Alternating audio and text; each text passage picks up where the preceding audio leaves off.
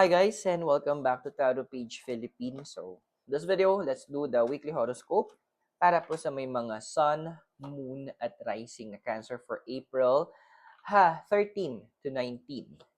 So, kung bago kayo, subscribe, like, and share.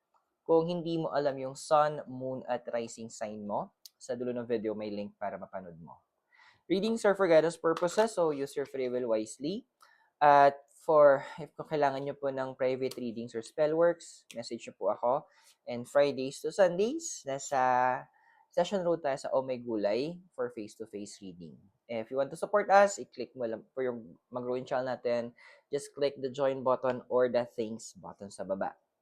So Cancer, your cards are, we have here Yang and No Place Like Home, Time to Go and Community. So, truth be told, we have Yin and also Y. And your deities are Saturn and, sino to? Venus. So, ano ba expect natin, Cancer, this week? Andoon na may mga moments of isolation ka. Pero, sabi nga ng card of the young, there will be a moment na, kumbaga, medyo magsosolo ka muna. This is a week of soloista ka. Ito yung week na medyo kailangan mong lumayo-layo sa mga tao. Kasi andoon na parang ang dami sa inyong feeling yung nabobombard na kayo ng mga bagay-bagay na nakakapagod na. Yung tipong, kasi may mga tao sa paligid nyo na parang ang hanas na lang nila lagi is yung problema nila, walang ganto, kulang ng ganyan. Nauumay ka na rin. Kasi, although wala namang masama na maglabas tayo ng nararamdaman natin, maglabas tayo sa loobin natin. Pero kasi parang 'pag yun na lang lagi ang pinag-uusapan, dahil nakakaumay din naman kahit ako maiinis na ako. So, hindi ako na-surprise na ang dami sa inyo o may ang dami sa inyo sa House of Cancer na, "Ay, ayoko na nga 'tong kasama, lagi na." Kumbaga, gusto mo din naman magkaroon ng moment na i-cherish mo yung maybe yung happiness or mga magagandang bagay. Pero andoon kasi these people, andoon na nakakahatak na sila nahahatak na nila yung energy mo pababa. So, well, reasonable naman kahit ako siguro na kung ganyan naman yung laging ko kasama, baka mamaya nasampal ko pa ng baraha. And we have your next is number 50, No Place Like Home. So, ano na, well, kung may mga plans kayo na umalis muna, andoon na may plans kayo na parang gusto ko munang magpakalayo-layo kahit saglit, go. Kasi andoon na the universe is giving you the chance and the blessing na kailangan mong lumayo.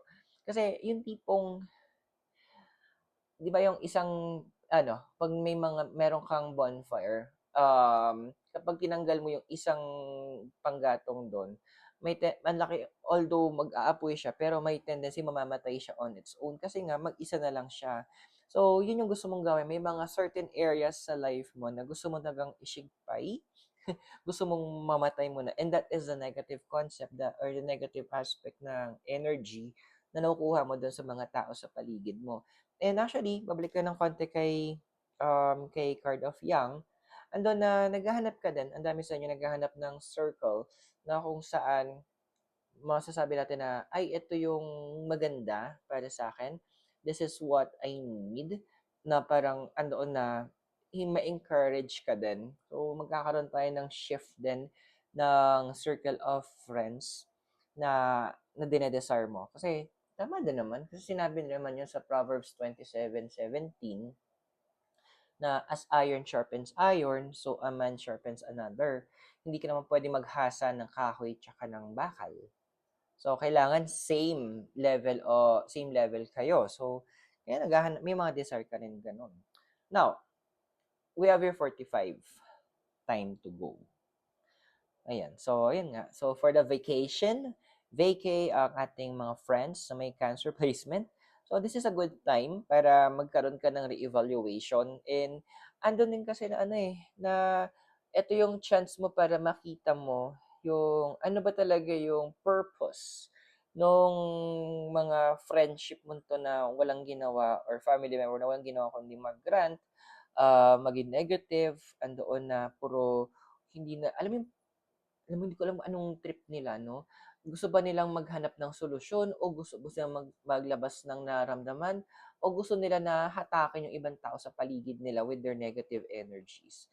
Kasi nakakapagod eh. Nakakapagod yung datingan na nila sa'yo. So, hindi na ako magtataka na you will be, magkakaroon ka ng distance sa mga taong ito. Mga unti-unti, bababaan mo na yung um, oras ng pakikipag-communicate mo sa kanila, yung moment ng pakikisama mo sa kanila, kasi hindi na nakakatulong eh. Andoon na naapektuhan na rin yung mental health mo. And given na water sign ka, andoon na kumbaga na-absorb mo din yung emotions na meron sila. Okay, so meron tayong next natin is community, number 8. So, originally sa ibang deck, this is called the card of the tribe. It talks about family. Well, yung nakakatuwa doon eh. Ang family kasi hindi lang naman siya yung tipong dahil kadugo mo, pamilya na kayo. No, that's not how it works anymore. Andun kasi may tinatawag tayo na chosen family. Ito yung mga tao na pinili natin na maging pamilya o ituring nating pamilya dahil andoon na importante sila sa atin. So, it could be friends, actually, even yung pets, si Mikay, family ko yan. So, andoon na, this is a moment na parang bibigyan ka ng realization ng universe na, hey, pwede mo sila maging family na eto mga taong to, importante sila. So, give the chance, give the moment for them to, para magkaroon kayo ng connection, para magkaroon kayo ng malalim na relasyon. So, pinapaalala sa'yo ng card of the community na the universe also provides people na maging family mo outside doon sa iyong tahanan. So, it's a moment for you para bigyan mo ng pansin, gawin mo na sila naman yung maging ka-close mo. Kasi andoon na, sabi nga nila eh, minsan mas masarap pag magmahal ng mga ibang tao, ituring silang pamilya kasi ituturing ka ng pamilya kumpara doon sa mga kadugo natin. May mga ganun, no? Hindi talaga siya nawawala. Now, we have next is Truth Be Told, number 14. Yin, number 2, and also the card of Y. Alam mo, ito lang may mga tanong talaga na hindi na kailangan sagutin. May mga tanong na kahit anong tanong natin, kahit makuha tayo sagot, it does not make sense. Kasi, aminin naman natin, lahat naman tayo nagsisinungaling. Ang iba nga lang ginawa na siyang hobby. So yung mga nasa paligid mo para lang maprotektahan nila yung sarili nila, andoon na magsasabi sila ng kasinungalingan. So sa pagkakaintindi ko may tatlong klase ng pagsisinungaling. Yung una, yung pinaka-common, hindi nagsasabi ng totoo. Yung pangalawa, yung dagdag bawas, kung saan kalahati nung sinasabi is totoo, kalahati etos lang. So, hindi mo talaga ma-distinguish kung ano yung totoo sa hindi. And third is yung dinedelay yung katotohanan na sabihin. Kaya, imbes na mapawalang sala isang tao dahil itong isang taong to nagtago, hindi siya nagsabi ng totoo, o hindi niya sinabi agad yung totoo, naparusahan tuloy yung hindi dapat parusahan, tapos nagsalita siya, maybe sabihin natin after a year, parang wala na rin kwenta eh. Kasi 1 year na yung nasayang doon sa buhay ng tao. So, parang ganun din na siya pinapala sa'yo ng cards. Yung mga tao na to na parang gusto mong malaman bakit yung ugali nila, dude, wag na. Papagurin mo lang yung sarili mo. Andoon na sasayangin mo lang yung oras. Andoon na wala din naman patutunguhan tong mga usapan nyo. Kasi, para sa kanila, sabi natin may mga tao talagang delusional na ang paniniwala nila lagi silang tama at wala silang magagawang mali.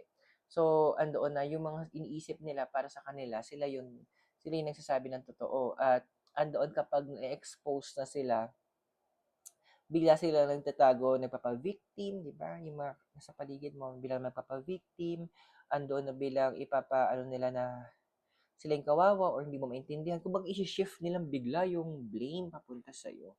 So why it is also good na medyo mag-distant ka na sa kanila. Now your deity si Saturn, number 7, karma control, and the wish to restructure, and Venus, beauty, value, and a wish to love. So, yung mga deities mo, literal, kailangan mo nang baguhin yung mga bagay-bagay in how you handle your friends, how you handle your family. And with Saturn kasi, ando na, may basa nyo na parang nanghihinayang kayo kasi inubos nila yung oras at panahon nyo. Girl, well, andun yung tinatawag nating karma. Kung ano yung tinanim nila, ibabalik din sa kanila. And the good thing, kaya din ikaw nilalayo sa kanila. Kasi kapag dumating yun at yung karma, at least hindi ka affected. And this is a moment na literal, since pinupush ka ng universe to magkaroon ka ng mga solo moments or solo travels, this is a time for you to regenerate para mag-detoxify ka. And the card of Venus is advising na walang masamang pagbigyan ng sarili. Walang masama na bigyan mo ng time and attention ng self mo because this is what you need and deserve.